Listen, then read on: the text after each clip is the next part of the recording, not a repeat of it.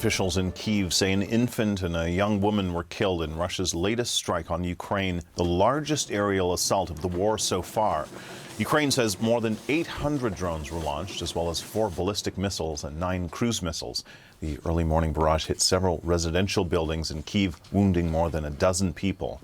A fire broke out after drones hit the building that houses the Prime Minister's office and other ministries. It's the first time the government building has been hit.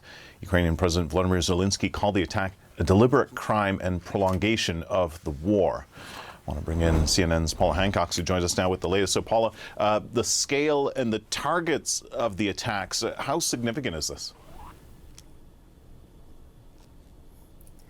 Well, Kim, the scale is certainly significant. The fact that you had some 810 drones. There was also about 9 cruise missiles, 4 ballistic missiles. It is the largest aerial assault that we have seen since this war began. And that is why we are seeing that so many of the missiles and drones did manage to get through. Now, the vast majority were taken down by air raid defences, by the defence systems that Ukraine has in place, but they were simply overwhelmed in some cases. So we know that well over 50 drones got through, a number of those missiles got through, and that is where we are seeing the significant damage and the loss of life. Now, we did hear from the Ukrainian President Volodymyr Zelensky posting on social media that these attacks were, quote, vile, also saying, quote, such killings now when real diplomacy could have started a long time ago are a deliberate crime and a prolongation of the war. The world can make the Kremlin's criminals stop killing. All we need is political will.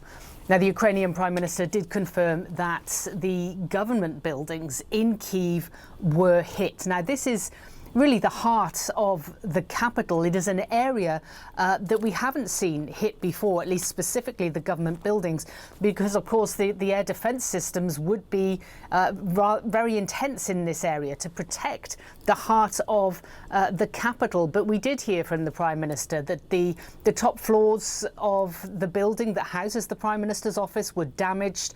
The roof was damaged. There were fire crews trying to put out the fires. We saw significant damage in some of the overnight images. And we know that this is close to the president's office as well. It's right next to the parliament. So the fact that it was able, these Russian missiles and drones were able to get through to the heart of Kyiv is significant. We know as well it would have been a terrifying night for the civilians in Kyiv, for example.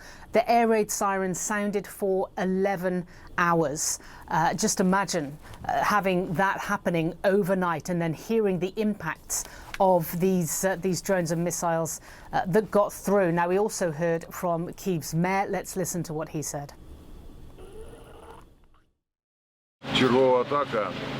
Yet another attack.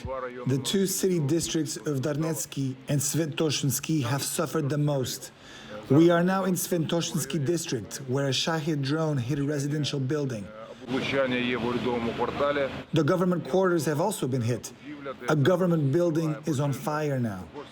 There is also a warehouse on fire in the Sventoshinsky district. You can hear the helicopters extinguishing the fire. Now, it's in those neighbourhoods, some in the western parts of Kyiv, that there was an infant that was killed, officials saying.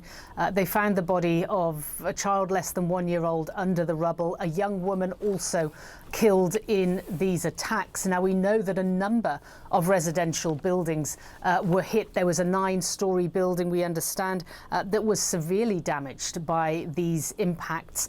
There was also a 16-story building where the top 2 floors were on fire. So this was a significant attack. It's been described by the Prime Minister of Ukraine as a massive attack. And it wasn't just in the capital, it was across the whole of the country. In fact, in western Ukraine, we know that Polish aircraft was put on standby as they were concerned that some of those attacks were close to the Polish border. Kim? All right, appreciate that. Paula Hancock, thanks so much.